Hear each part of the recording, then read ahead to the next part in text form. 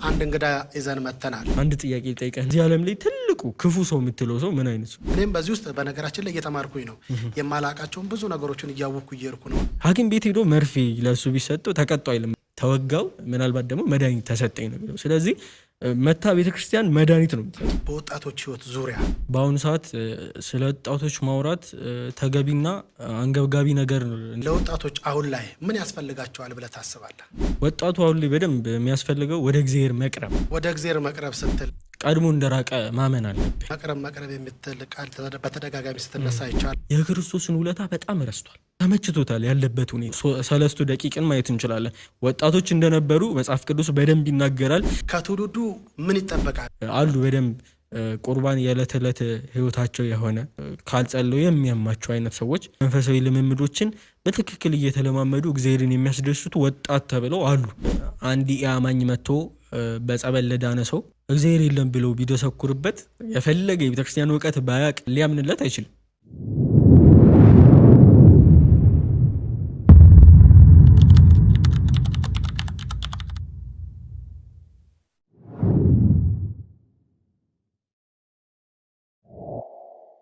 ሰላም፣ እንዴት ናችሁ? ውድ የጸባዖት ቤተሰቦች የሆናችሁ ሁላችሁ፣ ይህ የጸባዖት እንግዳ የተባለ ፖድካስታችን ዛሬ በመካከላችን አንድ እንግዳ ይዘን መተናል። እኔ ከመናገር ይልቅ እሱ ተናግሮ ያለበትን ደረጃ ምን እንደሚመስል ከዛ በኋላ ደግሞ ወደ ውይይታችን እንገባለን። ቀጥታ ወደ መምህራችን። እሺ፣ እግዚአብሔር ያክብርልኝ። ያው ራሴን ለማስታወቅ ያህል ከስሜ ለመጀመር፣ ስሜ ሲራክ ይባላል። የአራተኛ ዓመት በአዳማ ሳይንስና ቴክኖሎጂ ዩኒቨርሲቲ የማቴሪያል ሳይንስ ኤንድ ኢንጂነሪንግ ተማሪ ነኝ። በዛው ደግሞ የግቢ ጉባኤ በተቻለኝ አቅም አገለግላለሁ። ግቢ ጉባኤ ውስጥ በአዳማ ሳይንስና ቴክኖሎጂ ዩኒቨርሲቲ ውስጥ በሚገኝ ግቢ ጉባኤ ውስጥ ማለት ነው። ይሄው ነው። በጣም ደስ ይላል። እግዚአብሔር አምላክ ትምህርትን ለማስፈጸም ለፍጻሜ ያብቃ እያልን ዛሬ እንድናወራበት የምፈልገው ነጥብ በወጣቶች ህይወት ዙሪያ ለወጣቶች አሁን ላይ ምን ያስፈልጋቸዋል ብለህ ታስባለህ?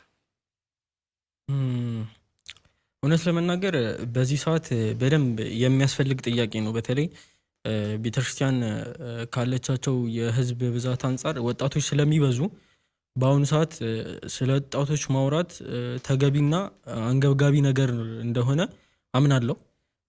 ወጣቱ ወደ እግዚአብሔር የሚያስፈልገው ነገር በጣም ብዙ ነው። ወደ እግዚአብሔር መቅረብ ሊያስፈልገው ይችላል።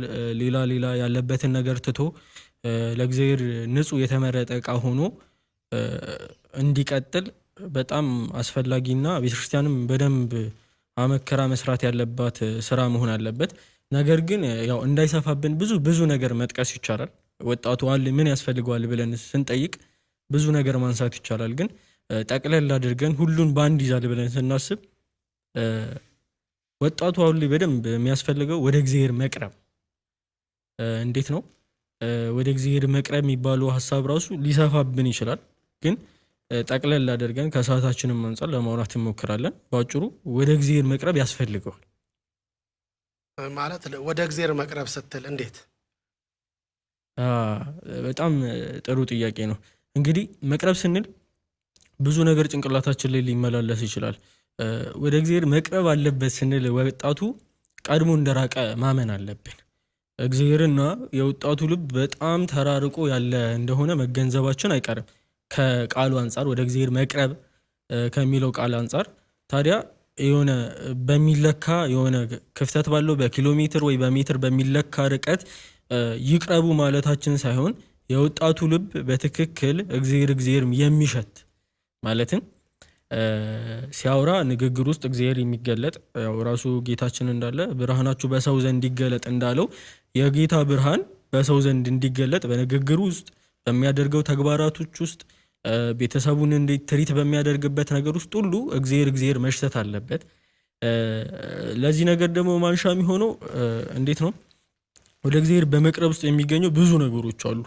አንደኛ ቅድም እንዳልኩት ከእግዚአብሔር ጋር ልቦናችን ቅዱስ ጳውሎስም እንዳለው እኛስ የክርስቶስ ልብ አለን ይላል። በጣም ተደጋጋሚ ቅዱስ ጳውሎስ ይህን ነገር ሲናገር እንዴት ነው የክርስቶስ ልብ ያለው ሰው ምን አይነት ነው? እግዚአብሔር ጋር የቀረበ ሰው ነው ማለት ነው። ስለዚህ የክርስቶስ ልብ እንዲኖረን ያደርጋል። እንደገና ደግሞ ኃጢአት ብዙ ነገር ስለሚሸፍን ወደ እግዚአብሔር ምንቀርብ ከሆነ ከኃጢአት ተላቀን ከሱ ቁራኝነት ወጥተን ኃጢአትን የምናሸንፍ በኃጢአት ላይ ስልጣን ያለን ሰዎች እንድንሆን ያደርገናል ማለት ነው። ባጭሩ ደግሞ ወደ እግዚአብሔር መቅረብ የሚያገኙ ትልቅ ነገር አለ። ለዚህ ቅዱስ አትናቴዎስ የእስክንድርያው ማለት ነው በመጽሐፉ ላይ አንድ በጣም የተናገራት የሚያጽናና ለሰው ልጆች ትልቅ ተስፋ የሚሰጥ ቃል አለ። ጌታ በእውነት ይላል ቅዱስ አትናቴዎስ ሲናገር ምን ይላል? እንዳልኩት ተስፋ የሚሰጥ ቃል እንደመሆኑ ጌታ በትክክል ሰው የሆነው እኛ አምላካውያን እንድንሆን ነው። ጌታ ሰው የሆነ ይላል። ይህ ነገር እዛው ላይ ሲያስረዳው ምን ይላል? አንድ ሕፃን ልጅና አንድ ትልቅ ሰው በመንገድ ላይ ተገናኝተው ያ ሕፃን ልጅ ወይም ትልቁ ሰው ሕፃን ልጅ የሚያስፈልገውን ነገር ለማስረዳት ብዙ መንገድ ሊጠቀም ይችላል። ምክንያቱም የሕፃን ልጁ መረዳት በጣም ከሱ ያነሰ ስለሆነ ለትልቅ ሰው የሚያወራውን ያህል ለሕፃን ልጁ ሊያወራ አይችልም ያ ትልቅ ሰው። ስለዚህ ቀድሞ ምናልባት ተንበርክኮ ወርዶ ከሱ ቁመት ልክ ሆኖ ሊያወራው ይችላል። ሁለተኛ ነገር ደግሞ ሊኮላተፍ ይችላል። እሱ በሚያውቀው ቋንቋ መኮላተፍ ላይ ስላለ ማለት ነው ያ ሕፃን ልጅ። ሶስተኛ ደግሞ እሱ የሚያውቀውን ምሳሌ አንስቶ ያን ነገር ሊያስረዳው ይችላል። የኛና የእግዚአብሔር ግንኙነትን በዚህ ጌታ ሰው ከመሆኑ ጋር ያለው ግንኙነት ይሄ ነው። ማለትም እኛ በራሳችን ኃይል ወደ እግዚአብሔር መሄድ ሲያቅተን እግዚአብሔር ራሱ ምን ሆነ? ስጋን ለብሶ ወደኛ መጣ ማለት ነው። የሰውን ስጋ ለብሶ ተመላለሰ በምድር ላይ የማይገባውን መለኮት ሰው ሆኖ የሚጨበጥ የሚዳሰስ የሚበላ የሚጠጣ ሆኖ ከሐዋርያቱ ጋር ብዙ ዓመት ተከትሎት የሄዱ ሰው ሆነ ማለት ነው። ታዲያ ሰው የሆነው እንዴት ነው? ያ ሕፃን ልጅ ምን እንዲሆን ነው? መረዳቱ ከትልቅ ሰውዬ ጋር እንዲሆን ምን አደረገ? ያ ትልቁ ሰውዬ በትክክል ለማስረዳት ሞከረ። ታዲያ የእኛም የክርስቲያኖች አልቲሜት ጎል የሚሆነው ክርስቶስን መምሰል ነው። ለዚህ ነው ቅዱስ ጳውሎስ እኔ ክርስቶስን እንደመሰልኩ እናንተም እኔን ምሰሉ ያለ። ቅዱስ ጳውሎስ በትክክል ቅዱስ ጌታችንና መድኃኒታችን ኢየሱስ ክርስቶስን በትክክል መስሎታል። ስለዚህ ስለመሰለው እኔን ምሰሉ አለ። ቅዱስ ጳውሎስን ምን መስል ከሆነ ክርስቶስ በእኛ ይነበባል ማለት ነው። እያንዳንዱ አካላታችን የክርስቶስ እንደመሆኑ ክርስቶስ እንሸታለን ማለት ነው። ስለዚህ ወደ እግዚአብሔር ለመቅረብ ደግሞ እነዚህ ነገሮች የምናስብ ከሆነ ለእግዚአብሔር የሚነገሩ ነገሮች ሁሉ ለእኛ መነገር ይችላሉ ማለት ነው። ለምሳሌ ቅዱስ ጴጥሮስ በመልእክቱ ሲናገር የመለኮት ባህሪ ተካፋዮች እንድትሆኑ ይላል። የመለኮት ባህሪ አሁን በጭንቅላታችን ብዙ የሚመጡት ነገሮች አሉ። ለምሳሌ ፍቅር ለእግዚአብሔር በደንብ ይነገራል። ምክንያቱም በእግዚአብሔር ውስጥ መጉደል የሚባል ነገር የለም። ፍጹም ፍቅሩ እንዲህ የሚታማ ሊጠረጥሩት የማይችሉ ነገር እንደመሆኑ ያ ፍቅር ደግሞ ለኛ ለልጆቹ መነገር ይችላል ማለት ነው። ይሄም የሆነው ታዲያ በጸጋ ነው። እሱ በሰጠን ለኛ ብሎ ሰው እንደመሆኑ ከውለታው በተጨማሪ የሰጠን ነገር እሱን መምሰል እንደሆነ ሁሉ በክርስቶስን በፍቅር መምሰል እንችላለን። አዛዥነት፣ በቃ የእሱ ባህሪ ነገሮች ሁሉ ለእኛ መነገር ይችላሉ ማለት ነው። ታዲያ ይሄ ነገር ደግሞ በጣም ሊያጓጓን የሚገባ ነገር ነው። በምንድን ነው የምናገኘው? እግዚአብሔርን በመቅረብ ውስጥ ነው የምናገኘው።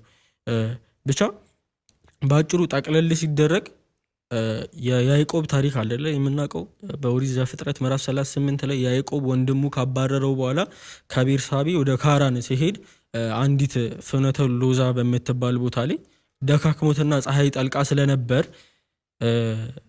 ህልምን ያይ ወይም ራእይን ያያል። ያቺ ራእይ በጣም ብዙ አባቶቻችን ቅዱስ ኤፍሬም ጨምሮ ለእመቤታችን ቢሰጡም በተጨማሪ ብዙ አባቶች ሲናገሩ ይሄ መሰላል መርቶ የሚወስደን ወደ እግዚአብሔር እንደ ጫፏ ላይ ማን አለ? የዚች መሰላል ላይ እግዚአብሔር አለ። እግዚአብሔር የሚገኝበት እንደመሆኑ የኛም መንፈሳዊ ህይወታችን ልክ እንደዛ ነው። በቃ አንዱን ደረጃ ወጥተን ወደ እግዚአብሔር እየቀረብን ነው። እዚህ ደረጃ ላይ ግን እኛ ያው ደካሞች ሩጫ ስላለብን ቅዱስ ጳውሎስ እንደሚነግረን እኛ ሩጫ ላይ ነን። አሁን ቅዱሳን በአጸደ ነፍስ ያሉ ሩጫቸውን ጨርሰው አሁን በአምላክ እቅፍ እንደመኖራቸው ሩጫ የለባቸውም። እኛ ግን ሩጫ ውስጥ ነን። እንደገና ደግሞ ፈተናው የሚመጣው ከስጋና ከደማችን ብቻ አይደለም፣ ሌላም አካል አለ እኛን ሊጥለን የሚፈልግ። ስለዚህ ከዛ ደረጃ ምንም ያህል እየወጣን ብንሄድም የመውደቃችን ነገር ሊኖር ይችላል፣ ሊነገርብን ይችላል መውደቅ። ነገር ግን መውደቅ ብቻ ሳይሆን እያለን ያኛውን በደረጃ እየሄድን መድረስ እንችላለን ማለት ነው። ባጭሩ ጠቅልል ሲደረግ እግዚአብሔርን መቅረብ ማለት እሱን መሆን በቃ ትውልዱ ያስፈልገዋል፣ በትክክል ያስፈልገዋል ሲባል እሱን መሆን ነው። ይሄ ህይወት ደግሞ ደስ በሚል ሁኔታ ለወጣቶች በጣም የቀረበ ነው ማለት ወጣት ነኝ ገና አላረጀውም ምናልባት ቅዱስ ቁርባን ለመቀበል የሚባል ነገር የለም። ለዚህ ደግሞ ትልቁ ማሳያ በትንቢተ ዳንኤል ምዕራፍ 3 ላይ ያሉ 3 ደቂቃን ማየት እንችላለን። ወጣቶች እንደነበሩ መጽሐፍ ቅዱስ በደንብ ይናገራል። ከዛም በላይ ደግሞ ተማሪዎች እንደነበሩና ባቢሎን ሲሄዱ ለትምህርት እንደሄዱ ይናገራል። ነገር ግን አሁን ላይ ሕያው የሆነ ስማቸው በቤተክርስቲያን በትክክል በቅድስና ይጠራል ማለት ነው። ስለዚህ እነሱ በእውነት አምላካቸውን ያላሳፈሩ በእሳት ውስጥም ሆኖ ብዙ ነገር ያሳለፉ እግዚአብሔርም ያዳናቸው መልአኩን ልኮ እንደሆነ እንረዳለን። ስለዚህ ይሄ ህይወት ከኛ የራቀ አይደለም፣ ከወጣቶች የራቀ ስላልሆነ የሆነ ጭንቅላታችን ላይ ከፍ አድርገን መሳል የለብንም። ከዚህ አንጻር በቃ ጠቅለል ሲደረግ እግዚአብሔርን መቅረብ ያስፈልገናል። እግዚአብሔር መቅረብ ማለት ደግሞ እሱን መምሰል ነው። እሱን መምሰል ህይወት ደግሞ ፈጽሞ ከኛ የራቀ ህይወት አይደለም።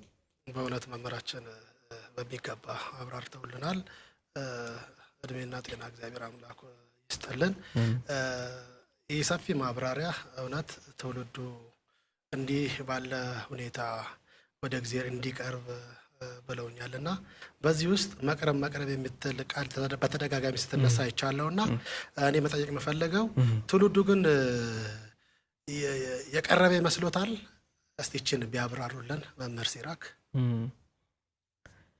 ትውልዱ አሁን ስናየው እንግዲህ ያው አንድ ላይ ጠቅልሎ መናገር ይከብዳል። ሁሉም ትውልድ ቀርቧል ማለትም ሁሉም ትውልድ ደግሞ አልቀረበም ማለት የሆነ እንዴት ነው በመረጃ ላይ ያልተገነባ የሆነ የጅሎች ሐሳብ እንዳይሆንብን ግን ሁሉም እንዳለበት ሁኔታ ለማንሳት እንሞክር። ትውልዱ ምን ላይ ያለ የሚለውን ቀርቧል አልቀረበው የሚለውን ያለበትን ስታተስ ለማወቅ እንደው ያው ከአይምሮአችን የራቀ አይደለም፣ የሆነ የአደባባይ ምስጢር ሆኗል። አሁን ቤተክርስቲያናችን በጣም እየተቸገረች ነው። ወጣቱ ሱስ ብዙ ነገር ከእግዚአብሔር ሊያርቁት የሚችሉት ነገሮች ሁሉ ተፈታትኖት የሆነ ዝለት ውስጥ ነው ያለው። ያ ዝለት ደግሞ በጣም ደስ የማይል ነው። እውነት ለመናገር እንዴት ነው ድካም የሚባለው ነገር ለሰዎች ላይ ይነገራል። ያን ድካም ማሸነፍ ደግሞ ሁሉም ላይ ሊነገር አይችልም። እያንዳንዱ ወጣት ላይ ድካም ሊነገርበት ይችላል። የስጋ ድካም ሊኖር ይችላል፣ የመንፈስ ድካም ሊኖር ይችላል። በድካማችን ደግሞ ክርስቶስ እንዲገለጥ ማንፈልግ ከሆነ ያ ነገር ሰዎች ሁሉ ላይ ይነገር ይችላል። ምክንያቱም አባቶች ፈተና የለባቸውም ማለት አንችልም። ከአጋንንት የሚመጣ ከራሳቸው ከስጋቸው የሚመጣ ብዙ ፈተናን አሳልፈው እንደው አሁን ላይ በቅድስና ሕያው የሆነ ስማቸው ቤተክርስቲያን ይጠራል። ስለዚህ ድካሙ አይነገርም፣ ለሁሉም ድካሙ ይነገራል። ግን ከድካሙን አሸንፎ መውጣት ደግሞ ሁሉም ላይ ሊነገር አይችልም። መሸነፍ የሚችል ነገር ነው ያ ድካም። ስለዚህ ጠቅለል ስናደርገው ትውልዱ ዝለት ያጠቀዋል። በምን አይነት ዝለት ስንል የክርስቶስን ውለታ በጣም ረስቷል ማለት ተመችቶታል ያለበት ሁኔታ። አሁን ያለበት እግዚአብሔር እንዳለ ሊያምን ይችላል፣ እንደገና ደግሞ ሊናገርም ይችላል በአፉ ማለት ነው። በአፉ እግዚአብሔርን እንደሚወደው ሊናገር ይችላል። ኢቭን ጸሎትም አድርጎ ሊሰማለት ይችላል። ነገር ግን የክርስቶስ ውለታ የቱ ጋር ያ ዓርብ ላይ የዋለለት ውለታ እሱ ትልቁ ማለት ነው። ትልቁ የዓርብ ውለታ ከሁላችን አእምሮ ላይ የሚነገር ነው። ከዛ በፊት ደግሞ መፍጠሩ ራሱ ውለታ እኮ እግዚአብሔር እኛን መፍጠሩ አንዴ በፀሐይ አብስሎ በውሃ አብቅሎ እኛን በዝናብ የሚያበላን እሱ ነው። እስራኤላውያን እንኳን የነሱን ታሪክ ስናይ መናን እያወረደ ትኩስ መናን እያወረደ በእለት እለት ይመግባቸው ነበር። ከጭንጫ አለት ላይ እንደው ውሃ ማይታሰብበት ላይ በሙሴ በኩል ውሃ እየሰጣቸው ይመግባቸው ነበር። ይሄ ራሱ የሱ ውለታ ነው። እንደገና ማኖሩ እኛ ነው በትክክል አሁን እኔ እናንተ እዚህ ጋር ቆመን እንድናወራ እንድንከተለው ብዙ ነገር አይምሮአችን ላይ እንድንሰራ ብዙ ነገር እንድናደርግ የራሱ የእግዚአብሔር ውለታ ነውና ይሄ ውለታ ገሸሽ ተደርጎ ወደ ጎን ሌላ ብዙ ነገር ላይ እንትን እያደረግን ስራችን እየበዛ ነው። አሁን እንዴት ነው የክርስቶስ ውለታ ሲባል ምናምን የሆነ ከጊዜ ብዛት የሆነ ደብዝዟለች፣ በጣም ደብዝዟል።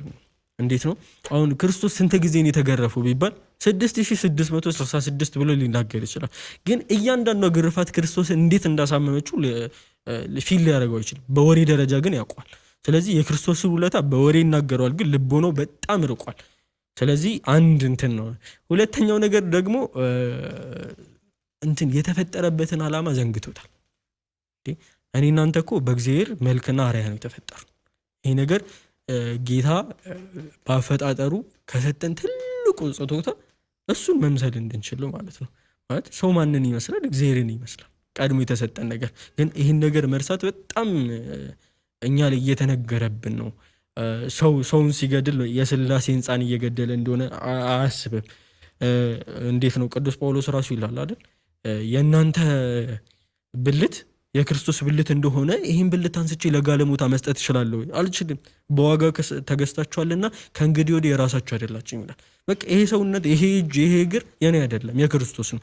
ይህን እጅ ደግሞ ኃጢአት ሳሰራ የክርስቶስን እያሳዘንኩት እንደሆነ መረዳት አለብን። ስለዚህ በዋጋ መገዛታችንን የሥላሴን መልክና አርአያ ይዘን መፈጠራችንን ቸላ ብለነዋል እና ትውልዱ ይሄ ነገር ያጠቀዋል እና አሁን ላይ አብዛኛው አሁን የለም ብንል እንዳው ውሸትም እንዳይሆን አሉ በደንብ ቁርባን የዕለት ዕለት ህይወታቸው የሆነ ጸሎት ካልጸለው የሚያማቸው አይነት ሰዎች ሊኖሩ ይችላሉ። ብዙ የመንፈሳዊ ልምምዶችን በትክክል እየተለማመዱ እግዚአብሔርን የሚያስደስቱ ወጣት ተብለው አሉ።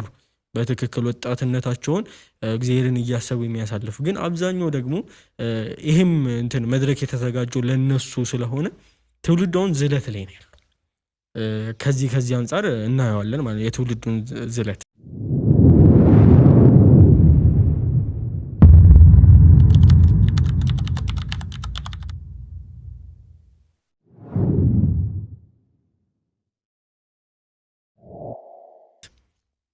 በእውነት መምህር ሲራክ ደስ የሚል ማብራሪያ እየሰጡ ነው።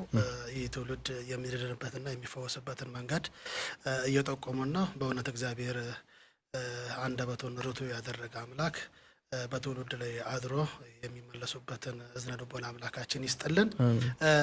ሌላው በዚህ ላይ ማንሳት የምፈልገው ነገር ቢኖር ምንድነው እሱ ከትውልዱ ምን ይጠበቃል? ለምሳሌ ከዚህ ህመም ለመፈወስ ከትውልዱ ምን ይጠበቃል? እስቲ መምህር ሲራክ ይሄንን ፍንትው አድርገው ቢያስረዱልኝ። ወይንም እኔም በዚህ ውስጥ በነገራችን ላይ እየተማርኩኝ ነው። የማላቃቸውን ብዙ ነገሮችን እያወቅኩ እየሄድኩ ነው እና ከነዛ ትውልድ መካከል አንዱ እኔ ወንድሞቼ በስጋ የምንዛመዳቸው ሊሆኑ ይችላል። ብዙ የማቃቸው እንዲህ በትውልዱ መካከል ነው ያለ ነው እና እስቲ ከዚህ ህመሙ ለመፈወስ ትውልዱ ከሱ ምን ይጠበቃል? እስቲ ይሄም በደንብ ገለጻ ቢያደርጉልን። በጣም ጥሩ ጥያቄ ነው። ያው ከመጀመሪያ ጀምሮ ስናይ ትውልዱ ምን ይፈልጋል ስንል ወደ እግዚአብሔር መቅረብ ወይ ወደ አባቱ ቤት መመለስ የሚለውን ነገር ለማንሳት ሞከርን። ሁለተኛ ላይ ደግሞ ስለ ትውልዱ ያለበት ሁኔታ አነሳን። ይሄ ትውልድ ፈልጓል፣ ያለበት ድቅድቅ ጨለማ ተመችቶታል፣ ተስፋ መቁረጥ ውስጥ ነው። እግዚአብሔር እንዳለ በአፉ ቢመሰክርም ልቦናው ከሱ ርቋል ያለውን ነገር አሰብን።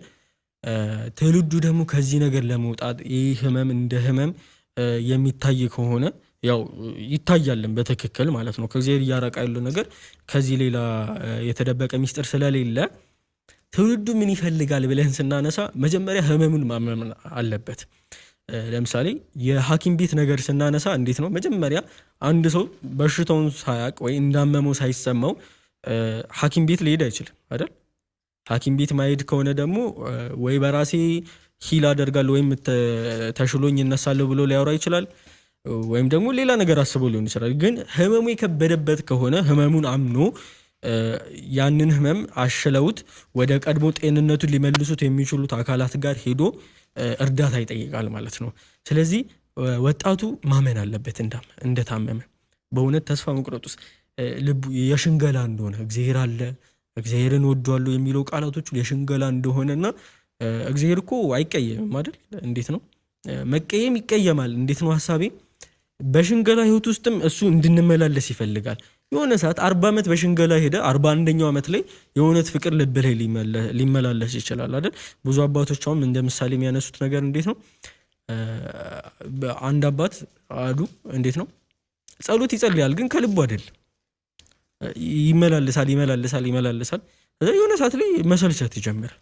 እኔ እኮ ከልቤ አይደለም ያሉትን እንትኖች እንደ አነሳለሁ ጸሎቶቹን ሁሉ ይጠቀማሉ ግን ከልቤ አይደለም ሲል ከዛ አንዱ አባት ይመጡና እሳቸው ሊጠይቁ በለው ጸሎቱን በለው ይባል። ጸሎቱ ያው አምላካዊ ቃል ነው አይደል ያለበት። አሁን አባታችሁ ነው ስንል የእሱን አባትነት መጋቢነት መሐሪነት ብዙ እያነሳን ስለሆነ ያ ይባል አጋንንት ስለሚያርቅ ማለት ነው። ግን ከልባችን የሚመጣ ነገር በአንዴ ተነስቶ አንዴ መምጣት ላይኖርበት ይችላል። በአንዴ ማለት ነው። ዛሬ ጸሎት ጀምረን ዛሬ ልቦችን ካልሞቀ የምንል ከሆነ እንዴት ነው የሆነ ፕሮግረሱን መጠበቅ አለብን። ስለዚህ እንዴት ነው ይባል ጸሎቱ ከአባቶች ትምህርት አንጻር ማለት ነው። ስለዚህ ማመን አለብን። አሁን ህመማችንን ምናምን ከሆነ መፍትሄው አይጠፋም ወይም መድኃኒቱን ማቀበል አያቅታትም ቤተክርስቲያን እስከመጣ ድረስ ይመጣል። ከዛ እንዴት ነው መድኃኒቱ ይሰጠዋል። እንዲህ ነው አሁን ዝም ብለን ስናስበው እንኳን መርፌ ቢሰጠው ምን ተቀጦ ይላል እንዴ? መርፌ ሐኪም ቤት ሄዶ መርፌ ለሱ ቢሰጠው ተቀጦ አይልም።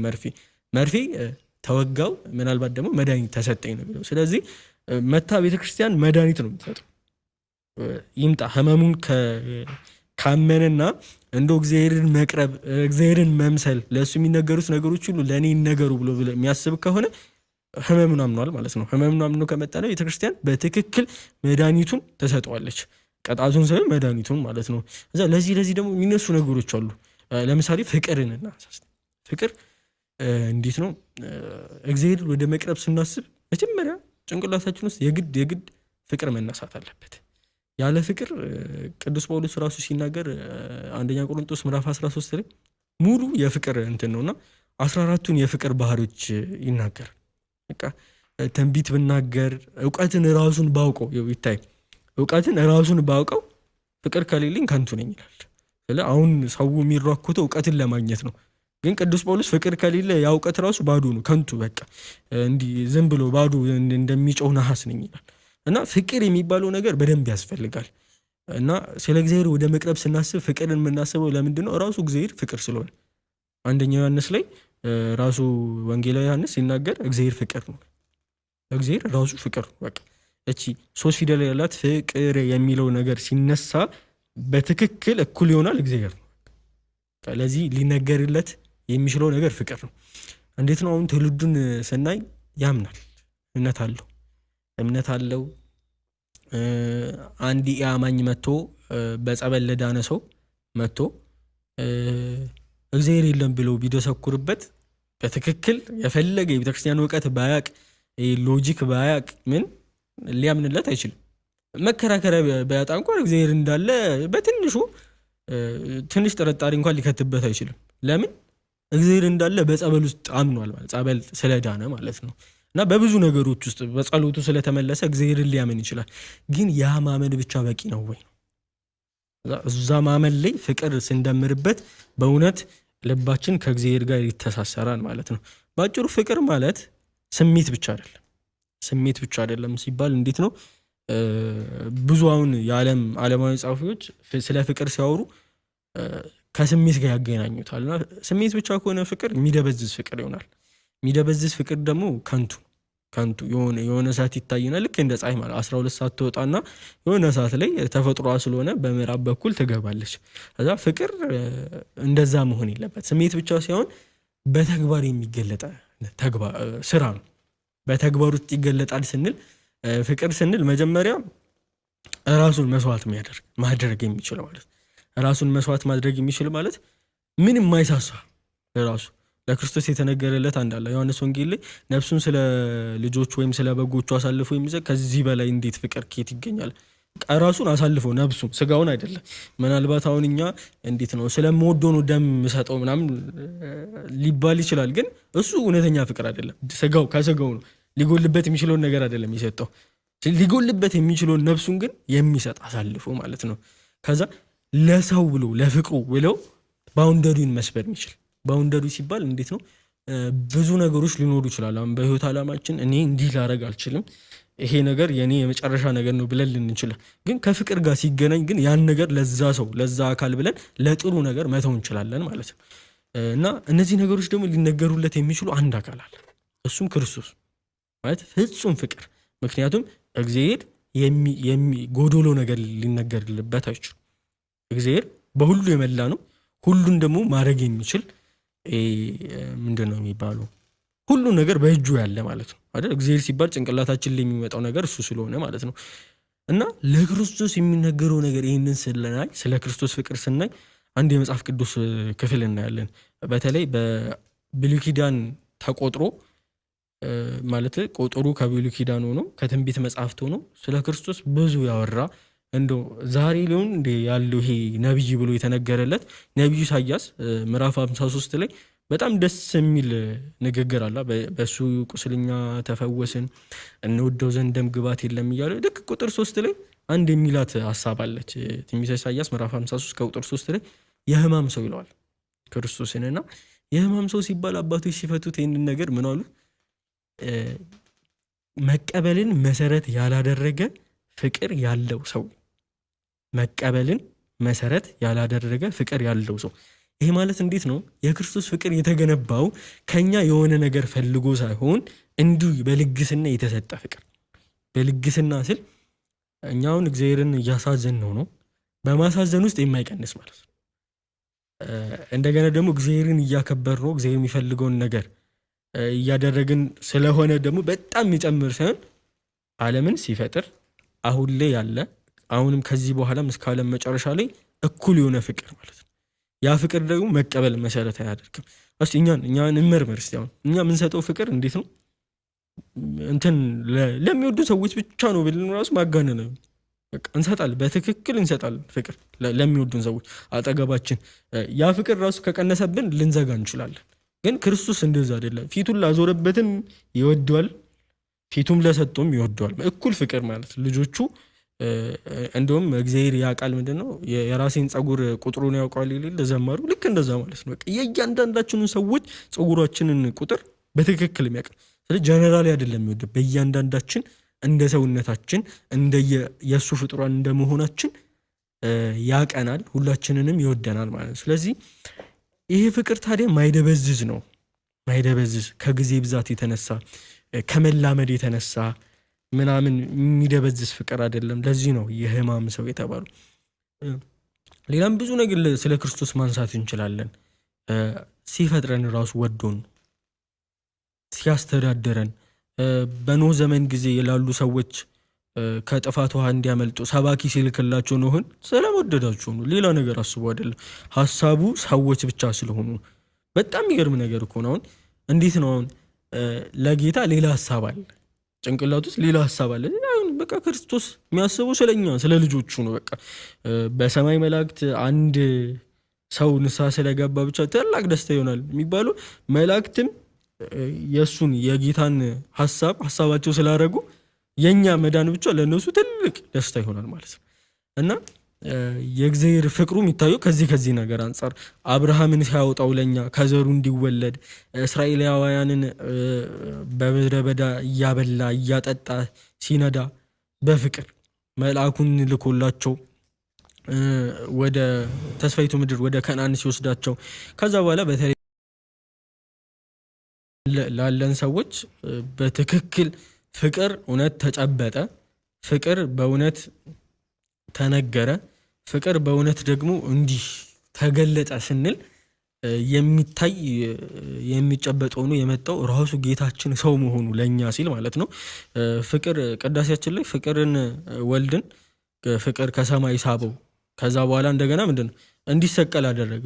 ዋነኛው ነገር በቃ የኛ መዳን ሐሳቡ የኛ መዳን ኃላፊነቱ ስለሆነ ጌታችንና መድኃኒታችን ኢየሱስ ክርስቶስ ክብር ይግባውና አርብ ሐሳብ ማንሳት እንችላለን። ስለ ጌታ ፍቅር ስናነሳ ከዚህ በፊት ያነሳናቸው ሐሳቦችም ፍጹም ፍቅሩን ይገልጻል። ነገር ግን በእነዚህ ብቻ ያልተማረከ ሰው ሊኖር ይችላል። ማለት ይህ ፍቅሩ እውነተኛ ፍቅሩ መገለጥ ላይችል ይችላል። በዚህ ብቻ የዕለት አርብን ማሳየት እያንዳንዱን ሕማም ማሳየት ከፍቅር አንጻር ነው ብለን መናገር እንችላለን። ለምን ካልን የክርስቶስ አዳምን ለማዳን የመጨረሻ ግቡ መሞት ከሆነ መከራ ለምን መቀበል አስፈለገ የሚል ጥያቄ ሊነሳ ይችላል።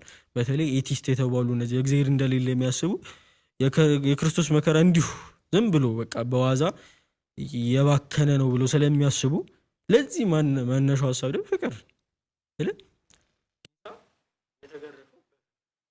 ስለ ፍቅር ስለኛ ማለት ነው በዘንግ የተመታው። እንዲሁም ሰሞኑን ትንሽ የሆነ ንባብ ነበረኝና የጌታችን የእሾህ አክሊሉ እና ስለሱ አመጣጥ ሳነብ ያቺ አክሊሉ ማለት ነው የእሾህ አክሊሉ ሶሪያ ከተማ ላይ እንደምትገኝና የእንትን ስሙ ሚስማር የሚመስል እሾህ ነው የሚሉት። ማለት ልክ የሚስማርን ያህል ጉልበት ያለው እሾህ ተክል ሆኖ ግን እንደ ሚስማር ጠንካራ የሆነ ማለት ነው እና የክርስቶስ ራሱ ላይ ሲያደርጉበት ነርቡን ነክቶታል እና እዛ ነርቭ ላይ እንዲህ በተፈጥሮ የሚመጣባቸው ሕክምና የሚሰጣቸው በሽተኞች አሉና ስለዛ ህመም አስረዱ ሲባሉ እንዲህ ፊታችን ሁሉ በእሳት እንደሚቃጠል ነው የሚሰማን በየዕለቱ ማለት ነው ያ ነርቭ ስለሚያማቸው ማለት ነው እና ክርስቶስ ሌላው ህመም እንዳለ ሆኖ ፊቱ እንኳን በጣም እየተቃጠለ ነበር ማለት ነው ያቺ ነርቭ ነክቶት ማለት ነው። እዛ ላይ ደግሞ በዘንግ ይመቱት ነበር ክርስቶስን ያለው እዛ የእሾህ አክሊሉ ላይ ያ ሚስማሩ ላይ እያንዳንዱ ዘንግ ያረፈው እሾሁ ላይ ነው። እሾሁ ደግሞ ይባስ ወደ ጭንቅላቱ ወደ ነርቭ ወደ ታችኛው የጭንቅላቱ ክፍል እየገባ ነበር ማለት ነው። ለምን ሆነ ካለ ፍቅር። ስለዚህ ይሄ ፍቅር በጣም በጣም በጣም ሊነገርለት የሚገባ ችላ ሊባል የማይችል የትኛውም ነገር መጥቶ ሚዛኑን ሊደፋ የማይችል የፍቅር አይነት ነው እና ዝም ብለን ጠቅለለ ስናደርገው ስለ ፍቅር ማለት ህመም አይደል ያለብን እኛ ይሄ ፍቅር ሊገባን ይገባል ከልቦናችን ላይ ተቀርጾ ምንድነው ለገላትያ ሰዎች እናንተ ገላትያ ሰዎች ክርስቶስ በአይምሮአችሁ ላይ እንደተሰቀለ እንዳታስቡ እንደተሳለ እንዳታስቡ ማን አዚም ያደረገባችሁ ይላል። ስለዚህ ቅዱስ ጳውሎስ እንዳስተማረ ሁሉ ጊዜ በቃ እንደተሰቀለ እንደሆነ ማሰብ አለብን። ዕለት ዓርብን ማሰብ አለብን። እያንዳንዳችን በምንሄድበት ጊዜ ሁሉ ቁጭ ባልን ሰዓት ሁሉ ክርስቶስ መታሰብ አለበት። ማለት እንዴት ነው ህማሙ በእውነት ለኔ ነው የሚል አካል ያስፈልጋል። ያ ካልሆነ ውለታውን ቅድም ህመሙን እናነሳለን ማለት ነው። ህመሙን ስናነሳ ደግሞ ቸል ማለት ይመጣል ማለት ነው። ይህን ካላሰብን ላይታሰብ ይችላል ማለት ነው። ወደ እግዚአብሔር መቅረብ የሚባለው ነገር ላይታሰብ ይችላል። ህመሙን ታዲያ ህመሙን በማሰቡት ፍቅሩን እናያለን። ፍቅሩን ስናይ ታዲያ እንዴት ነው ለመውደድ አንቸገርም። ይህንን ለምን አልኩኝ? አስቀድሞ የወደደን እሱ አስቀድሞ በመጽሐፍ ቅዱስም አስቀድሞ እሱ ወዳናልና እንወደዋለን። አስቀድሞ ማነው? ጌታ ነው የወደደን። ስለዚህ እኛ ሪስፖንስ ነው መልስ ነው የምንሰጠው ለዛ ፍቅር ማለት ነው። እንዴት ነው? ስለዚህ ይሄ ጌታ አንድ ያደረገበት ነገር ይሄ ለምንድን ነው? ካለብን የባህሪ ነገር ወይም ጸባያችንን አይቶ ነው። እንዴት ነው? ካልተወደድን ስለማንወድ አሁን ጊዜ ክፉ አምላክ ቢሆን ላንወደው እንችላለን። ስለዚህ ቀድሞ እውነተኛ ፍቅሩን ለኛ አስቀድሞ ስለወደደን ቴክ አድርገናል። ከዛ መስጠት ነው ማለት ነው። የሰጠንን መስጠት ነው። ይሄ ነገር ለኛ ላይ መነገር አለበት። ክርስቶስ ያስተማረውን ነገር በትክክል መከተል አለብን። የሚወደኝ ቢኖር ትእዛዜ በሱ ያለችው የሚፈጽማትም ነው ጌታ የዮሐንስ ወንጌል ምዕራፍ 14 ላይ የሚወደኝ ቢኖር እሱ መውደዳ የምናስበው ከሱ ፍቅር የተነሳ የሱን ፍቅር ዕለት ዕለት እያሰብነው እያነበብን መጽሐፍ የስቅለቱን ነገር እያሰብን አፈጣጠሩን መጽሐፍ ቅዱስ እያነበብን ከምንረዳው የሱ ፍቅር ትንሽ እየተነሳ ምን እናደርጋለን ማለት ነው። እሱ ለመውደድ እናስባለን። እሱን ስንወዳዜ የሚወደኝ ምን ያደርጋል? ትእዛዙ በሱ ያለችው እሱ ያለችው ማለት የሚያውቃት ማለት በትክክል አትግደል የሚለውን እግዚአብሔርን ሐሳብ በትክክል የሚያውቀው አትስረቅ እያለ ከዛ በአዲስ ኪዳንም ያሉ ትእዛዛትን በትክክል የሚያውቅ ከዛሳ የሚያውቅ ብቻ አይደል የሚፈጽማት የሚለው። ስለዚህ ሁለቱን አንድ ላይ በጣም የያዘ ሰው ጌታ በእውነት ወደዋለሁ ማለት ይችላል፣ በኩራት መናገር ይችላል። ስለዚህ የጌታን ፍቅር በትክክል ማወቅ አለብን። ያን ጊዜ ደግሞ ወዳጆቻችንን መውደድ እንችላለን፣ ጠላቶቻችንንም መውደድ እንችላለን ማለት ነው። አንድ የሆነ ቦታ የተነገረ ሐሳብ አለና ክርስቶስ እኮ ጠላታችሁን ውደዱ ሲባል እስቲ አሁን አንድ ጥያቄ ልጠይቅህና አንተ እዚህ ዓለም ላይ ትልቁ ክፉ ሰው የምትለው ሰው ምን አይነት ሰው ወይ ስም መጥቀስም ትችላለህ? ክፉ ሰው የምትለው ማለት በሰው ደረጃ ነው ወይስ በሰው ደረጃ በሁለቱም ሊሆን ይችላል። ግን ክፉ ሰው የምትለው እሺ፣ ከሰው ደረጃሽ በሰው ደግሞ ምናልባት እንደ ሰውኛ አስብ ካልከኝ አንድን ነገር ጠይቀው ያላደረገልኝ ሰው በችግሬ ሰዓት ካልደረሰልኝ ያ ክፉ ነው ብዬ ላስብ ይችላል። እሺ፣ ግን ከዚህ ወጣ ብለን ዓለም ላይ በጣም ክፉ የተባሉ ሰዎች አሉ አይደል?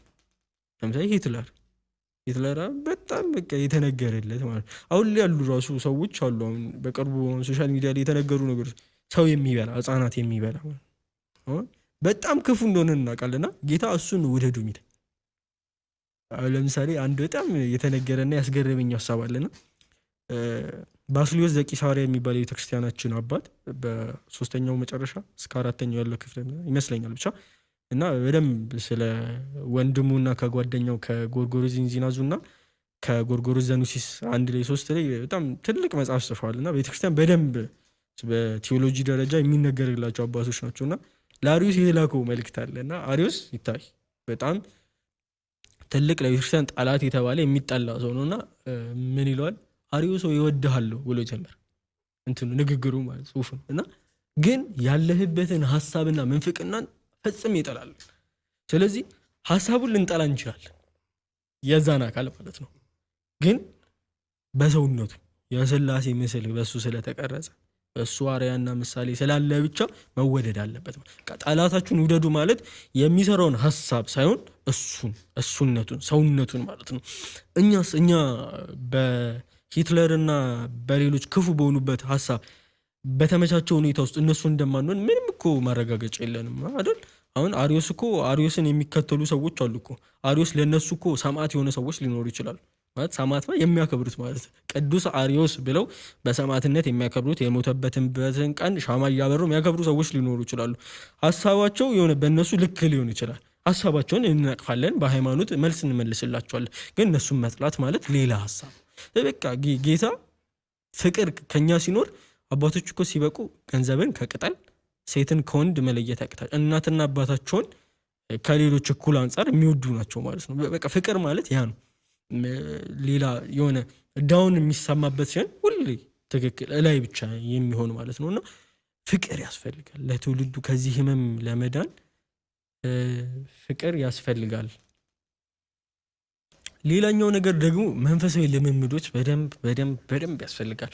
አሁን እዚህ ላይ የሁሉ ነገር መጀመሪያ ፍቅር ሲሆን ለመንፈሳዊ ህይወቶች ሊገላ እንዳልኩ ፍቅር ስሜት ብቻ አይደለም ማለት እግዚአብሔርን እንወዳለን ካልን ጠላቶቻችንን እንወዳለን ካልን አጠገባችን ያሉ ሰዎች ከኛ ጋር የሚዛመዱን በክርስቶስ በኩል አንድ የሆናቸውን ሰዎችም እንወዳለን ስንል በአፍ ብቻ መሆን የለበት መገለጥ አለባት። ይሄ ፍቅር ታዲያ በምን እንገለጡ በመንፈሳዊ ልምምዶች ናቸው።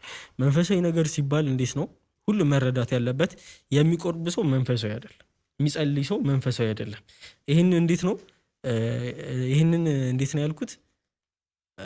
ይጸልያል ስንል በጣም የሚጸልይ ሰው ነው መንፈሳዊ ሰው አይደለም።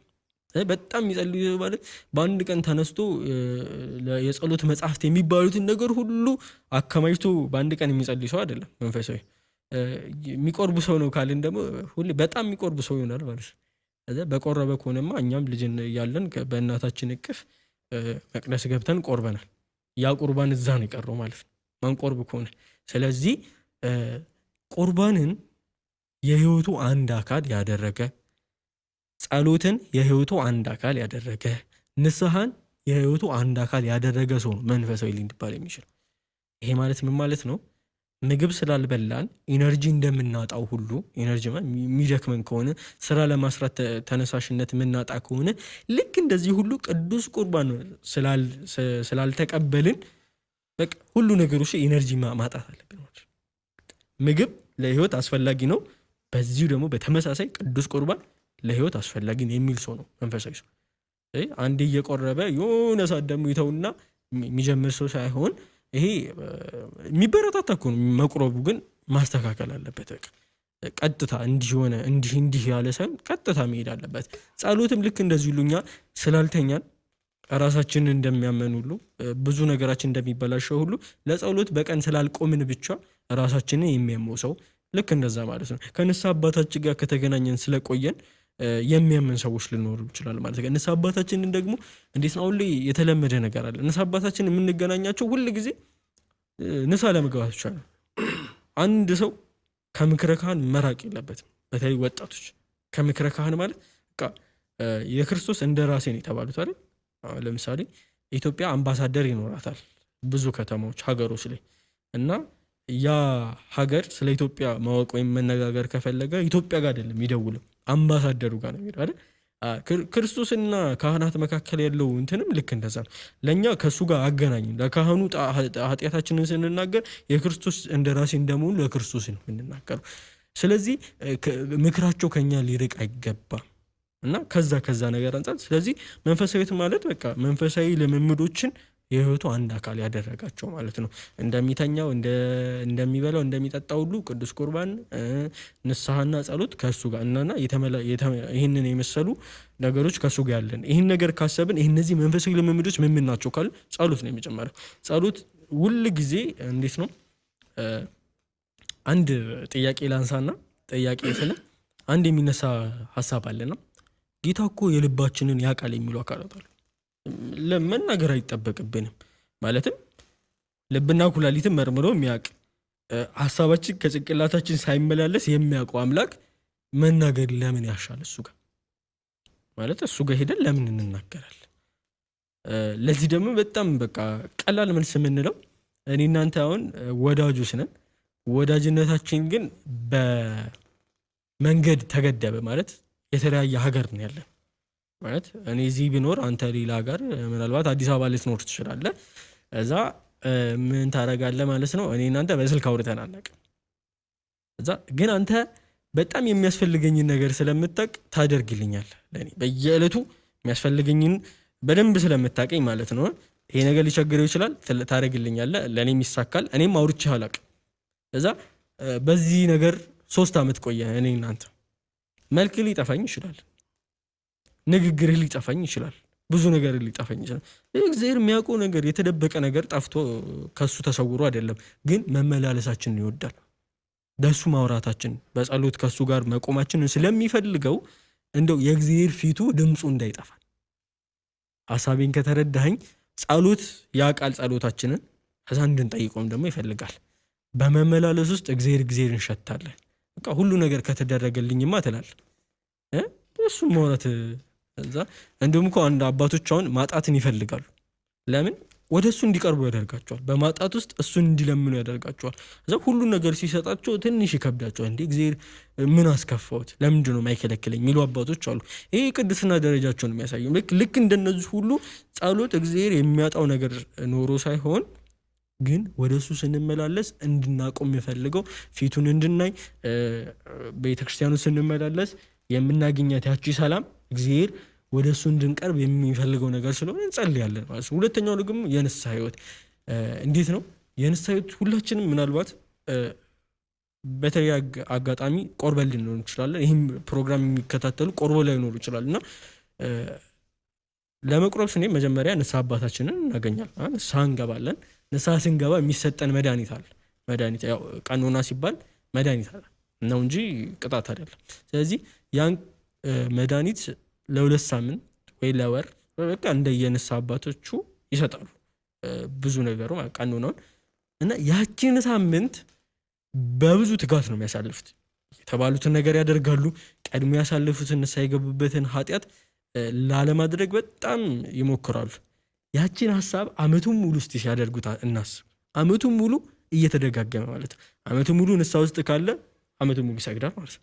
አመቱን ሙሉ ውስጥ ንስሐ ውስጥ ካለ አመቱን ሙሉ ይጾማል ማለት ነው። ጾም ደግሞ ብዙ ነገር ከኛ ጋር እንዲኖር የሚያደርግ ነገር። ስለዚህ አመቱን ሙሉ ከእግዚአብሔር ጋር ነን ማለት ነው። አመቱን ሙሉ ንስሐ ምንገባ ከሆነ አመቱን ሙሉ እግዚአብሔር ጋር ምንመላለስ ከሆነ አመቱን ሙሉ ደግሞ በንስሐ አባታችን ምክር ማንለይ ከሆነ አመቱን ሙሉ ንጹህ ነን ማለት ነው። ከዛ ንጹህ ግን በአንጻራዊነት ማለት ነው። ንጽህና እየጨመረ ስለሚል በቃ ግን ኃጢአት ላይ ስልጣን ነው የሚኖረን። ግን እንደዚህ ስንል ሁሉ ነገር አልጋ ባልጋ ይሆናል ማለት ሞኝነት ነው። ፈተናዋል ብዙ ነገር ይመጣል። ያን ፈተና ቀደም እንዳልኩት በመግቢያ ላይ ድካሙ ለሰው ላይ ሁሉም ሰው ላይ ላይነገር ይችላል። ድካም ግን አለ። ያን ድካም ደግሞ ማሸነፍ እንችላለን። ስለዚህ ድካሙ እንዳለ አስበን ሁሉም ሰው ላይ ያለውን ነገር ማሸነፍ እንችላለን። ስለዚህ የንስሐ ህይወት ያስፈልጋል። ሌላው ነገር ደግሞ እንደኔ ደግሞ አሁን ላይ መጽሐፍ ቅዱስ ማንበብ በትክክል እውነት መንፈሳዊ ልምምድ ላይ ሊነገር የሚገባው ነገር እንዴት ነው? መጽሐፍ ቅዱስ ከእግዚአብሔር የተላከ ደብዳቤ ነው። ሁለት ሰዎች ቢጣሉ አንዱ አካል በጣም ቢበድል ምን ያደርጋል? ያኛው አካል ይቅርታውን ለማግኘት ወዳጁን ላለማጣት ወዳጅነታቸው በጣም ጥሩ ነገር ስለሆነ ሊያደርግ የሚችለው መጀመሪያ ምንድነው ይቅርታ ለማድረግ ማሰብ ነው አይደል? ቤቱ ይሄድና ይፈልገዋል። ምን ብሎ ይፈልገዋል? ይቅርታ ለማለት ማለት ነው። ስለዚህ ያ የተበደለው አካል ደግሞ በደንብ እንትን ስላላደረገ ስለተከፋበት ምን ያደርጋል? ሊያስነግር ይችላል። ቤት የለም ሊል ይችላል፣ ተኝቷል ምናምን ሊለው ይችላል ማለት እና እንደገና አሁን ወዳጅነቱን ስለሚፈልግ በደንብ ስላስቀየመው ምን ያደርጋል ማለት ነው? ስልክ ይደውልለታል አንስቶ እንዲያዋራው ይቅርታውን እንዲጠይቅና አሁንም ያ አካል ስለተናደደ ስልኩን ሊመልስበት ይችላል፣ ሊዘጋበት ይችላል ማለት ነው። ሶስተኛ ሊያደርገው የሚችል ነገር ነው ደብዳቤ ይጽፍለታል፣ ቴክስት ያደርግለታል በስልክ እኔ ገሌ ገሌ እንዲሆንኩኝ በእውነት እንዳስቀየምኩ እንዲህ አድርጌናል።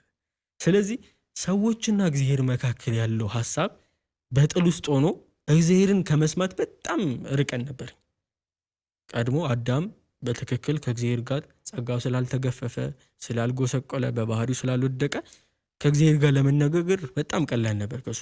ከዛ ሰው እየበዛ ሲመጣ ኃጢአት በባህሪያችን በደማችን ዘልቆ ከገባ በኋላ ብዙ አድማጭ ጠፍቶ ነበር የእግዚአብሔርን ቃል ማለት። ስለዚህ እግዚአብሔር ብዙ ነቢያትን ልኮ ነበር፣ ብዙ አባቶች ጻድቅ አባቶችን ልኮ ነበር መጽሐፍ ከመጽሐፍ በፊት ማለት ነው። ኖህን ማየት እንችላለን በእነሱ በሰው በኩል ማለት ነው። እና ይህን አልሰማም ሲል ምን ማድረግ ተገደደ ማለት ነው? እግዚአብሔር ለሰው ልጆቹ ደብዳቤ መጽሐፍ ተገደደ። ስለዚህ ሰዎች በትክክል ስለ እግዚአብሔር ለማወቅ የሚፈልጉ እግዚአብሔር መቅረብ የሚፈልጉ ከሆነ የእግዚአብሔርን ደብዳቤ ማንበብ አለብን ማለት ነው። እኔ ስለአንተ ማወቅ ከፈለግኩኝ አንተ ስለአንተ የተጻፈ መጽሐፍ ካለ ምን አደርጋለሁ? አነባለሁ። ሁሉም ሰው እኮ ሊያደርግ የሚችለው ነው አይደል? እንጂ በጣም ቀላል ነው። እኔ ስልኬ ላይ አነሳና አንድ የምፈልገው ሰው ካለ እዛ ላይ ጉግል ላይ ሰርች አደርጋለሁ፣ ስለሱ የተጻፈውን ነገር አነባለሁ ማለት ነው። ያ ሰው ላይ ትንሽ ፍላጎት ስላለኝ ማለት ነው፣ ታዋቂ ሆኖ ማለት ነው። በቃ እግዚአብሔርን ማወቅ የምንፈልግ ሆኖ ወደሱ መቅረብ የምንፈልግ ሆኖ ለምንድን ነው መጽሐፍ ቅዱስ ማንነው መቅረቢያ መንገዳችን መጽሐፍ ቅዱስ መሆን አለበት ማለት ነው። ማንበብ ማንበብ ማንበብ ማንበብ በትክክል ይቀርጻል። እንዴት ነው ምን አሉ እንደውም አንድ አባት እግዚአብሔር በጸሎት ከእግዚአብሔር ጋር ታወራለህ። እዛ እግዚአብሔርስ እኛ እንዴት ነው የሚያወራው ስንል በመጽሐፍ ቅዱስ ያወራል። እሱ በትክክል ቃሉ ያወራል። ጸሎት ነው በራሱ ደግሞ ያ መጽሐፍ ቅዱስ መዝሙረ ዳዊት ነው የመጽሐፍ ቅዱስ አካል ነው። ግን አንድ ሰው ጸሎት የሚባል ነገር እንዴት እግዚአብሔር ጋር ልቆም ካለ የሆነ ፎርሙላ አለ ማለት መዝሙረ ዳዊት የተባለ ፎርሙላ አለ። እዛ ችግራችንን ሁሉ ይናገራል። እንደውም ቅዱስ ዳዊት መዝሙር 150 ላይ ይመስለኛል ካልተሳሳትኩኝ ለእግዚአብሔር ማን ነገረው ይላል። ስለኔ ስለ ፍላጎቶቼ ማን ነገረው ማለት ሲሳካለት ቅዱስ ዳዊት ማን ነገረው? እኔ እኮ መች ተናገርክ ይላል። ከዛ እኛም ያቃተን ነገር ደግሞ ቅዱስ ዳዊት ይናገርልናል። ከዛ የልቤን ለዳዊት ማን ነገረው እንላለን ማለት ነው። ስለዚህ በትክክል አሁን መዝሙር 22ን ብናይ ጸሎት ነው በትክክል ማለት ነው። እንዴት ነው እግዚአብሔር እረኛ እንደሆነ የሚያሳጣን እንደሌለ በመለመለመ መስክ እንደሚያሰማራን ከረፍት ውኃ ዘንድ እንደሚያጠጣን ይናገራል። ይህን ነገር መናገር ካቃተን መጽሐፍ ቅዱስን ከፍትና እናሳያለን። ስለዚህ መጽሐፍ ቅዱስ ማንበብ በራሱ ጸሎት ነው። እንደገና ደግሞ ከእግዚአብሔር ጋር ማዋሪያ መንገድ ነው። እንደገና ደግሞ የእግዚአብሔር ደብዳቤ እንደመሆኑ ስለሱ ማወቅ እንድናውቅ ይረዳናል። ከኦሪት ዘፍጥረት እስከ ዮሐንስ ራእይ ስለ እግዚአብሔር ነው የተጻፈው በምልአት ማለት ነው። እና መጽሐፍ ቅዱስ ማንበብ እውነት ሊበረታታ የሚችል ትንሽ ደከም ብለናል። እንደውም ብዙ ጥናቶች የሚያሳዩት አፍሪካና ኤሽያ ውስጥ የአንባቢ ቁጥር በጣም ቀንሷል፣ በጣም ከሚባለው በላይ እና በጣም አንሰናል። እና ይህን ነገር ደግሞ መጽሐፍ ቅዱስ ብቻ ላይሆን ይችላል፣ መንፈሳዊ መጽሐፍት እነዚህ አዋልድ የተባሉትንም እያነበብን ከእግዚአብሔር ጋር ያለን ግንኙነቶች ማስተካከል እንችላለን ማለት ነው። እና ብዙ የመንፈሳዊ ልምምዶች አሉ። አሁን ከሰዓታችን አንጻር ቢገድበን ግን እነዚህ ነገሮች ዘውትር የምናደርገው ከሆነ ፍቅርን ይዘናል። እዛ እነዚህ ነገሮች ስንደምር ደግሞ ምን ይሆናል ማለት በጣም የተደራጀ ለእግዚአብሔር የቀረበ ሰዎች እንሆናለን። እና በመጨረሻ ደግሞ እኔ ማንሳት የምፈልገው እዚህ ላይ የቅዱስ ቁርባን ህይወት በእውነት እንደው ቤተክርስቲያን ሁሌ የምታሰብ ማሰሪያው እንዳልኩ ፍቅር ስሜት ብቻ አይደለም፣ ስራ ያስፈልገዋል። ያ ስራ ደግሞ መታሰር አለበት፣ አንድ ላይ መጠርነፍ አለበት። ሁላችንም እንዲህ እየጸለይን ከሆነ ቁርባን እንጨምርበት፣ እየጸለይን መጽሐፍ ቅዱስ እያነበብን ከሆነ ቁርባን እንጨምርበት፣ እየጸለይን መጽሐፍ ቅዱስ እያነበብን ንስሐ ህይወት ካለን ቅዱስ ቁርባን መታከል አለበት ማለት ነው። አንድ ሰው ይሄ በጣም ሊሰመርበት የሚገባ ነገር ያለ ጌታ ስጋና ደም የትኛውም ነገር ማሸነፍ ልንችል አንችልም። ኃጢአትም ቢሆን ምንም ነገር ቢሆን ያለሱ ባዶ ነን። ምናልባት ብዙ ወጣቶች ለሚነሳ ነገር አለ እንደ ጥያቄ ምን ይላሉ? እኔ ኃጢአቴን ሳልተው እንዴት ነው ልቆርብ የሚችለው? ኃጢአትን መተውያ መንገድ ራሱ ቅዱስ ቁርባን እኮ ማለት። ሴቶች ደግሞ እንዴት ነው ሱሪ መልበስ ሳላቆም እንዴት ነው የምቆርበው? ሱሪ እንዳትለብስ የሚያደርጋት ቅዱስ ቁርባን። ትምጣና ሱሪ እየለበሰች ትምጣ ማለትም ሳታውጠው ማለት ነው። ሱሪ መልበሱን ሳትተው ማለት ነው። ከዛ በኋላ ምን ይሆናል ማለት ነው? ይሄ ሱሪ መልበሱን እንዲያስተዋት የሚያደርገው ቅዱስ ቁርባን ማለት ክፉ ነገሮች ሱሪ ብቻ ላይ ይችላል። እንደገና ደግሞ ወንዶች ላይ የሚታየውን ያ ከኃጢአት ሳልለይ የሚባሉ ነገሮች ሊተው የሚችሉት በእውነት በቅዱስ ቁርባን እና እንዴት ነው ያለ ጌታ ፊልጵስዩስ ላይ ምዕራፍ 4 ላይ አይደል ሁሉን ምንድነው ኃይልን በሚሰጠኝ በክርስቶስ ሁሉን ይችላል። በቃ እንደዛ ማለት የምንችለው እኮ ስንቆርብ ማለት ጌታም ሲናገር በወንጌል ስጋዬን የሚበላ ደሜን የሚጠጣ የዘላለም ሕይወት አለው፣ እኔም በሱ እኖራለሁ እሱም በእኔ ይኖራል። ስለዚህ መቁረብ ማለት እሱ በእኛ ሲኖር ነው ሁሉን ነገር ማንሸነፍ የምችለው። ስለዚህ የሁሉ ነገር ማሰሪያ የቅዱስ ቁርባን ሕይወት እና እንዳልኩት ነው ቅዱስ ቁርባን ሕይወት የሆነ አንዴ ተደርጎ የሚቆም አይደለም፣ ሁሉ ጊዜ በቃ እንደ ምግብ የሚበላ ነው እና ውለታ ማሳጣት ነው ይህን ነገር መተው፣ ፍቅሩን መተው። የቅዱስ ቁርባን ቆረቡ ተብሎ ያውም በነፃ በጣም እኮ ነው የሚገርመው። ቤተክርስቲያን ምን ያህል ለኛ ዋጋ እየከፈለች እንዳለ የምናየው። ሁሉ ነገር በነፃ ነው የሚሰጠን፣ ሁሉ ነገር ትምህርት በነፃ ነው የሚሰጠን። እስቲ አስበው የሚከፈልበት ነገር ቢሆን በጣም ትውልዱ ሊረበሽ ይችላል። እና ይህን እንኳን ልታስከፍል ቤተክርስቲያን ፈቃደኛ አይደለችም። በቃ በነፃ ነው እንዲሁ እለት ቅዳሴ አለ ማለት ክርስቶስ አለ ማለት ክርስቶስ ታርዶ እንድንበለው ተዘጋጅቷል ማለት ነው። በጣም የሚያም ነገር ነው ክርስቶስ ብሉኝ ብሎ አለመብላት፣ ስሙኝ ብሎ አለመስማት ማለት ነው። እንደውም አባቶች በጣም ብዙ የሚያሳዝን ስዕል እናውቃለን ይላል። አንድ አባት ሲናገር ብዙ የሚያሳዝን ስዕል አውቃለሁ ይላል። የጌታ ስዕል በራሱ የሚያሳዝን ነው። እንደገና ደግሞ የእመቤታችን የስደቷን ስዕል ሳይ በጣም አዝናለሁ። ነገር ግን ከሁሉም በላይ የሚያሳዝነኝ ስዕል ጌታ በር እያንኳኳ የማይከፍትለት ሰው እያለ ያለው ስዕል። አሁን ይህ ስዕል በጣም የሚያሳዝን፣ አይከፈትለትም እኮ ጌታ በጣም አሁን ድረስ ቆሟል እኮ የልቦናችንን በር ላይ አሁን ድረስ ቆሟል። ሊንከፍትለት ጭራሽ ፈቃደኛ አይደለም። የመኃልየ ዘሰሎሞን ላይ አለ አይደል አንድ ብታነሱ ሐሳብ አለ። ምንድነው? እግሬን ታጥቤያለሁ እንዴት አቆሽሻለሁ፣ ልብሴንም ለውጫለሁ እንዴት ተነስቼ ከፍትልሃለሁ በር። አሁን እኛ እንደዛ ላይ ነው።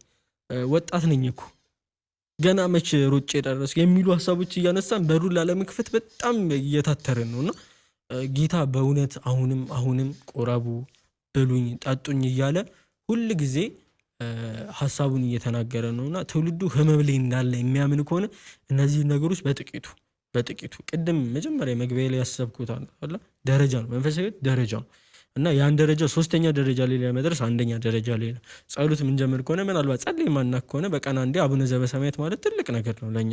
የሆነ ሰዓት ላይ ጣዕም አልባ ይሆንብናል፣ ይሄ ነገር ያንስብናል፣ ትክክል ይሆንና ያንሳል። ከዛ ጸሎት እንጨምራለን ማለት ነው። ከዛ የሆነ በአንዴ ዛሬ ተነስቼ ሁሉንም የውዳሴ ማርያም ከሰኞ እስከ እሑድ ያሉትን ላድረስ፣ ዳዊት ደግሞ በቃ 150ንም ላድረስ ምናምን አይባልም።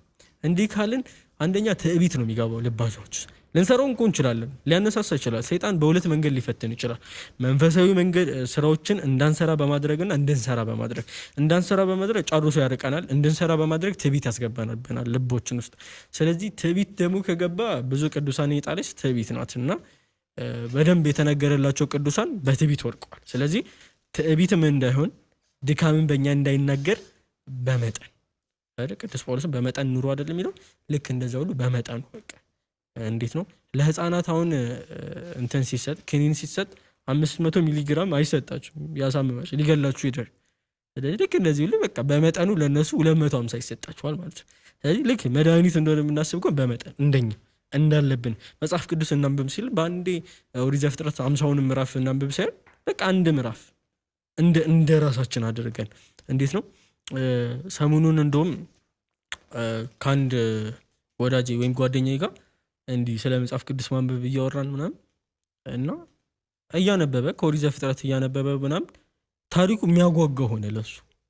እንዴት ነው እንዴት ነው ያነበበው ማለት በትክክል እንደተፈጠ አሁን እኛ ስናነብ እንዲሁ ዝም ብለን ከላይ የምናውቀው ታሪክ ላይ ላናነበው እንችላል። በትክክል ውስጥ ገብተን ግን አንድ መጽሐፍ ቅዱስ ጨርሰን ላይሆን እና ያ መጽሐፍ ቅዱስ ሲያነብሱ ምን ይላል እስቲ እንዳትነግረኝ እሺ እኔ እዚህ ጋር ነኝ ምናምን እያለኝ ማለት ስፖይል እንዳይደረግ ማለት ነው ታሪኩ እንዳይምታታ ቀድሜ እንዳነግረው ሙሴ ምዕራፍ 1 ላይ የኦሪት ዘጸአት ላይ እንዲሆኑ ነበር ምናምን ከዛ በኋላ ምን ተፈጠረ የሚባለውን ነገር ለማንበብ ይሯሯጣል ማለት ነው።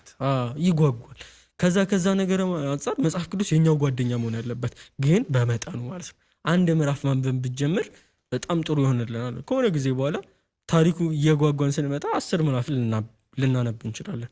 ያ ነገር ደግሞ እንዳያዝለን ልንሰለች እንችላለን። ከብዙ ነገር ከትንሽ ከጀመርን ደግሞ እያልን ይመጣል። በመጨረሻ ግን ጠቅለል አድርገው ናሳ የምናውቀው ናሳ ሮኬቱን ለማስወንጨፍ የሚጠቀመውን 100% ኃይል 95ቱን መሬት ላይ ነው የሚጨርሰው።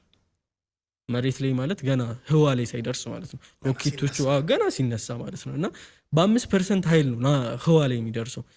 እና ይሄ ሀሳብ እንዲህ ነው ሲነሳ ሁሉ ነገር ሲጀመር ይከብዳል። ብዙ ኃይላችንን ልናጣ እንችላለን። አሁን ላይ እንዳልኩ ከስጋና ደም ጋር ብቻ አይደለም እንትናችን ትግላችን ከሌላም አካል ጋር ነው ዲያብሎስ ከሚባል ማለት። ስለዚህ ያ ዲያብሎስ ደግሞ ምድር ላይ ሊያስቀረን ይችላል። የምንፈልገው ህዋ ላይ መድረስ ከሆነ ምድር ላይ ሙሉ 100ንም ሊያስጨርሰን ይችላል ሳንነሳ ማለት። ግን ጅማሬዎች የሚያስቸግሩ ከሆነ ትንሽ እያየን ከዛ በትንሽ ኃይል ደግሞ ጅማሬውን ካለፍን በኋላ የምንፈልግበት ቦታ እንደርሳለን።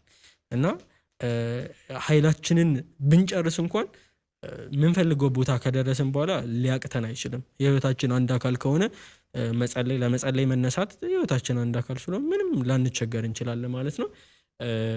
ይሄ ነው እንግዲህ ከዚህ ህመም ለመፈወስ ትውልዱ ከሱ ምን ይጠበቃል በሚለው በጣም ሰፋ ያለ ማብራሪያ ወንድማችን መምህር ሲራክ በሚገባ እውነት አብራርተውታል። ማለት ይህ ትውልድ ወይንም በዚህ ዘመን ያለ ነው እኛ ወጣቶች በይበልጥ ወጣቶቹን ስለሚመለከት ነው እና ሌላ አይመለከተውም ማለት ሳይሆን በብዙ ህመም ውስጥ እንዳለን ይሄን ህመም ደግሞ የምንሽርበት ወይ የምናሽርበት በ3 ደረጃ አስቀምጠውልናል። ፍቅር፣ መንፈሳዊ ልምምድና የቅዱስ ቁርባን ህይወት በሚል። ስለዚህ በዚህ ህይወት ውስጥ ስንመላለስ ክርስቶስ የተባለውን ወይንም ክርስቶስን እናውቀዋለን በሚል በአጭር እንትን ውስጥ ገልጠውልናልና እውነት ደስ የሚል ማብራሪያ ነው። ፍቅር ማን እንደሆነ እንደገና ደግሞ መንፈሳዊ ልምምድ ያሉት በጣም ገዝቶኛል። ማለት መንፈሳዊ ልምምድ ለአንድ በተለይ ኦርቶዶክሳዊ ወጣት ያስፈልገዋል። ለምን አብዛኞቻችን በዘልማድ የምናደርጋቸው ነገሮች ከመብዛታቸው የተነሳ የመጥፊያችን መንገድ ወይንም ትውልዱ ህመሙን የማግኘት መንገድ ጠፍቶበታል። ግን ይህን ህመሙን ለማሻር ህመሙን ለማስታገስ እነዚህ ልምምድ የተባሉትን ነገር በተለይ መጽሐፍ ቅዱስን የማንበር ልምምድ ቢያደርግ በተለይ ደግሞ ጸሎት አሁን ለምሳሌ አቡነ ዘበሰማያት ወይንም አባታችን ሆይ ብለን ጀምረን ከዛ ቀጥሎ ደግሞ እየጣፈጠው ሲሄድ ብለዋል። እየጣፈጠው ሲሄድ ውዳሴ ማርያሙን እያስገባ ዳዊቱን እያስገባ ሌላ መልካም መልኩን እያስገባ የመንፈሳዊ ልምምዱ ህይወት ወደ ጠነከረ ማንነት ህመሙን እያስረሳው ወደ መፈወስና ወደ መዳን የሚሄድበት ብለው ያስተላልፉበት አገላለጥ በጣም ደስ የሚል አገላለጥ ነው። የተወደዳችሁ የጸባዖት እንግዳ ተከታታዮች የዛሬው የጸባዖት እንግዳ መምህራችን መምህር ሲራክ በሚገባ ለወጣቶች አሁን ላይ ምን ያስፈልጋቸዋል በሚል ርዕስ ተነስተን ይህን የመሰለ ውይይት ወደ እናንተ አቅርበናል። እናንተም ይህን የምትመለከቱት ትውልዶች የጸባዖት ሚዲያ ተከታታዮች ሁላችሁም ከዚህ በኋላ ላለው መርሃ ግብራችን ደግሞ ግብአት እንዲሆን ሁላችሁም የወክላችሁን አስተዋጽኦ እንድታደርጉ አሁን በእንዲህ ባለ ሁኔታ ጀምረናል። ለሚቀጥሉት ደግሞ እንዴትና በምን ርዕስ መተን እናንተን ማስተማር እንዳለብን ምናልባት ይጠቅመናል። በዚህ ዙሪያ ብታስተምሩን የምትሉት ሀሳብ ካለ በሀሳብ መስጫ ሳጥን ላይ ያስቀምጣችሁልን እኛም እግዚአብሔር እንደፈቀደ አጋዕዝተ ዓለም ሥላሴ እንዳገዙን መጠን ወደ እናንተ ለማቅረብ እንሞክራለን። መምህራችን በእውነት ቃልዎት ያሰማልን። የጸባዖት እንግዳ ሆነው ጥሪያችንን አክብረው እዚህ ስለተገኙልን ከልብ እናመሰግናለን። ይቆየን። እግዚአብሔር ይስጥልን።